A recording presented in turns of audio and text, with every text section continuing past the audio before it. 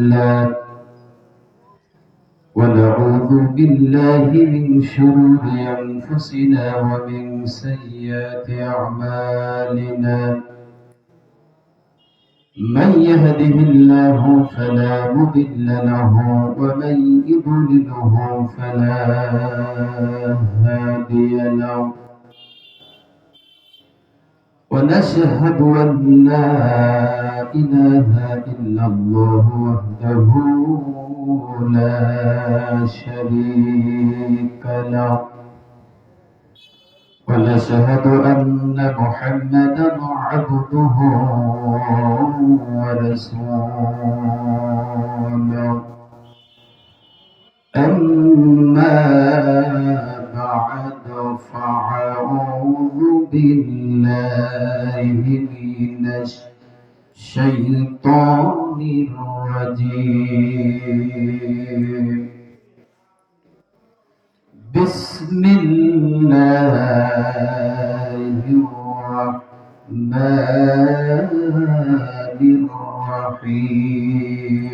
الرحيم الذي خلق الموت والحياة ليبلوكم أيكم أحسن عملا وهو العزيز الغفور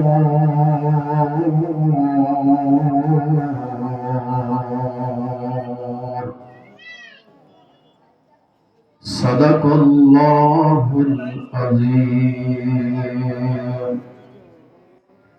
وقال رسول الله صلى الله عليه وسلم أخلص دينك يكفيك الأعمال القليل أو كما قال عليه الصلاة والسلام إن الله وملائكته يصلون على النبي يا أيها الذين آمنوا صلوا عليه وسلموا تسليما اللهم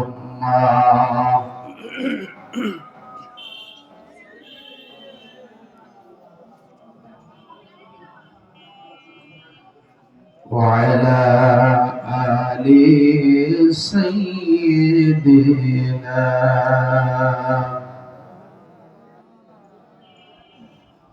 আর কতকাল পড়ব দরদ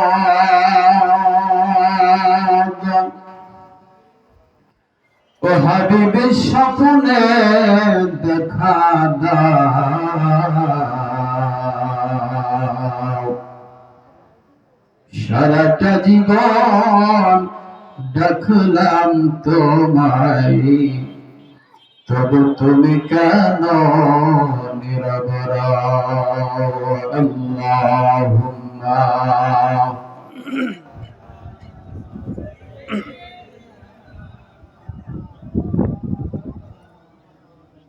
وعلى آل سيدنا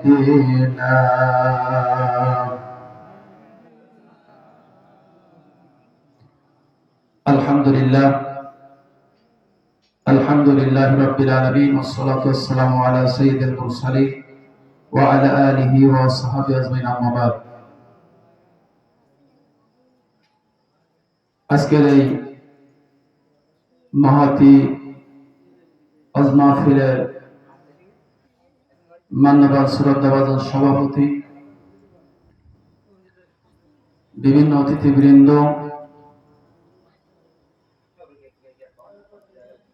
ওলামায়ে কেরাম দূর দারাজ থেকে আসা শ্রদ্ধেয় ভাই এবং বাবাজিরা পর্দার অন্তরের অবস্থানরত শ্রদ্ধেয় মা এবং বোনেরা সকলের প্রতি রইল আমার অন্তরস্থল থেকে ভক্তিপূর্ণ সালাম আসসালামু আলাইকুম ওয়া রাহমাতুল্লাহি ওয়া বারাকাতুহু আল্লাহ পাকের দরবারে শুকরিয়া আদায় করি যে আল্লাহ সুবহানাহু ওয়া তাআলা আপনাকে আমাকে আসমান এবং জমিনের নিচে সর্বশ্রেষ্ঠ দামি জায়গা মসজিদ ঘরকে কেন্দ্র করে আজকের মহাতাজ মাহফিলের প্যান্ডেলের নিচে আপনাকে আমাকে কিছু সময়ের জন্য কবুল করেছেন। মহান মালিকের দরবারে কারাম করে শুকরিয়া আদায় করি, বলি আলহামদুলিল্লাহ। রাসূলের উপরে দুরূদ ও সালাম পেশ করে সকলে মুহাব্বাতান বলি সাল্লাল্লাহু আলাইহি ওয়াসাল্লাম। মাগফিরাত কামনা করি, বিশেষ করে আমাদের অঞ্চলে আমাদের আপনজন পূর্বপুরুষ যারা যুগ যুগ ধরে বিভিন্ন কবরস্থানে শাহীদ হয়ে আছে, আল্লাহ সুবহানাহু ওয়া তাআলা আমাদের সকল মৃত আপনজনদের জীবনের গুনাহগুলো মাফ করে দেন, বলুন আল্লাহুম্মা আমিন। সম্মানিত হাজিরিন, আমি আপনাদের সম্মুখে মহাগ্রন্থ কুরআনুল কারীমের ৬৭ নম্বর সূরা,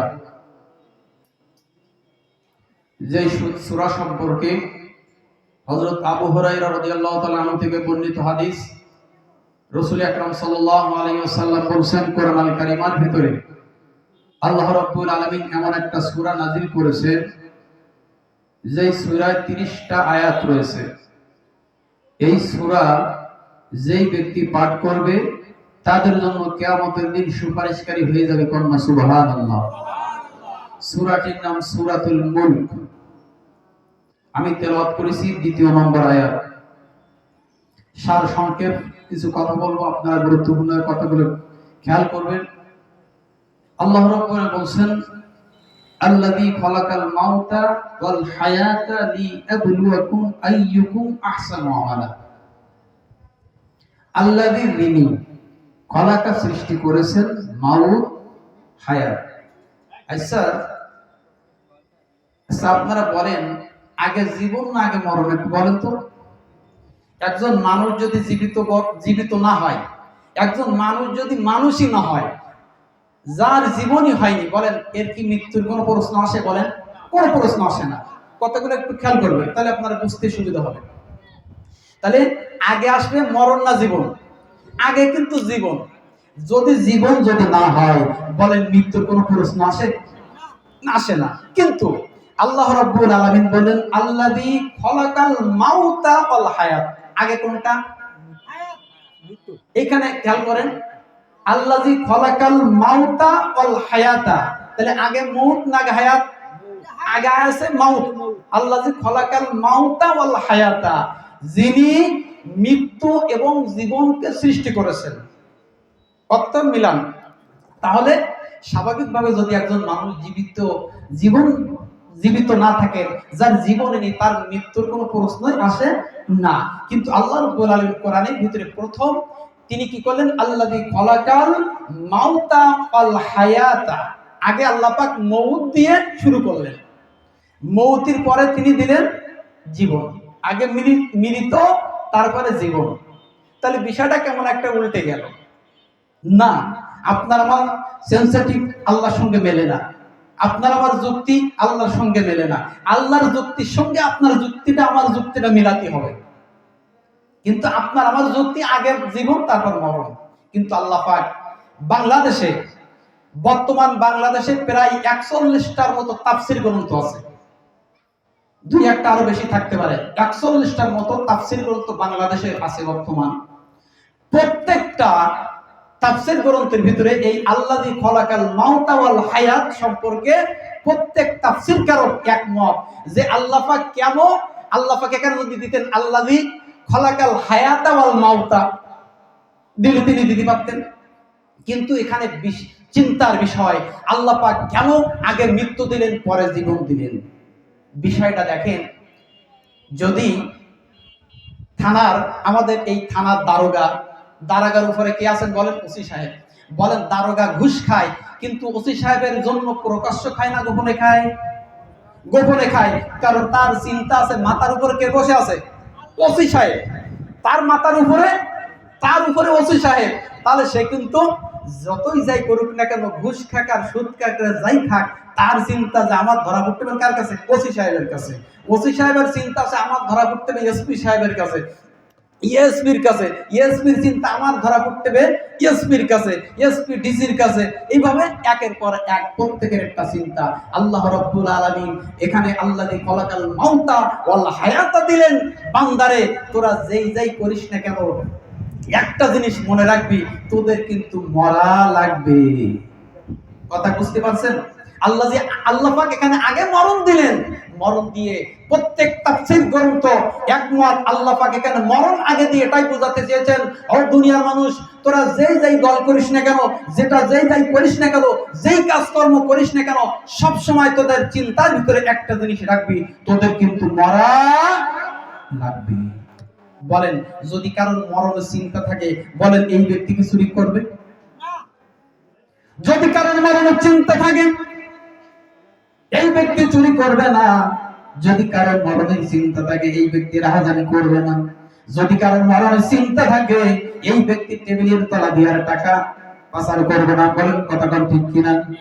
এজন্য আল্লাহ রাব্বুল আলামিন সূরাতুল মুলকের ভিতরে আল্লাহ রাব্বুল আলামিন আগে যদি হায়াত দিতেন, আল্লাহ দিতে পারতেন, কিন্তু আল্লাহ রাব্বুল আলামিন আগে মনকে দিয়ে বান্দা এবং বান্দিকে, পৃথিবীর মানুষদেরকে সাবধান করে দিলেন, আর দুনিয়ার মানুষ, তোরা যেই দল করিস না কেন, যেই কাজকর্ম করিস না কেন, যেই করিস না কেন, সব সময় তোদের মাথার ভিতরে, তোদের সব সময় একটা চিন্তা থাকা প্রয়োজন, যেই করিস না কেন, তোদের কিন্তু মরণ হবে।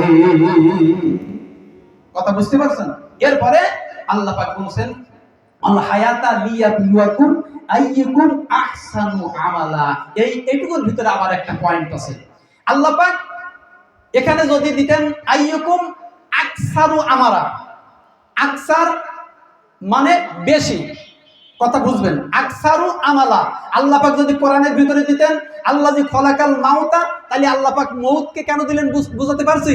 আল্লাহ পাক মউতকে দিলেন এজন্য যে সব সময় তোদের কাজ কর্মের ভিতরে, তোদের চলাফেরা সবকিছুর ভিতরে যেন একটা জিনিস থাকে, তোদের মাথার ভিতরে থাকে, যে যাই করি না কেন মরণ কিন্তু হওয়া লাগবে, আল্লাহর কাছে কিন্তু তোদের ধরা দেওয়া লাগবে। এর পরবর্তী আয়াতের অংশের ভিতরে আল্লাহ বলছেন আইয়ুকুম আহসানু আমালা। আহসান শব্দের অর্থ উত্তম, আর আকসার শব্দের অর্থ বেশি, প্রচুর। আল্লাহ পাক যদি এখানে আহসান না দিয়ে যদি আকসার দিতেন, তিনি দিতে পারতেন, কিন্তু এখানে আল্লাহ পাক বললেন আল্লাযী খলাকাল মাউতা ওয়াল হায়াতা লিয়াবলুয়াকুম আইয়ুকুম আহসানু আমালা। বান্দারে বান্দিরে, তোরা কে কত পাহাড় পরিমাণ ইবাদত বندگی করবি, আমি আল্লাহ এইটা দেখতে চাই না। আমি দেখতে চাই আহসানু আমালা। আমি দেখতে চাই তোরা যেটুকু আমল করিস, ওই আমলের ভিতরে কার আমলটা উত্তম, কার আমলটা ভালো। জোরে বলেন সুবহানাল্লাহ। তাহলে আল্লাহ পাক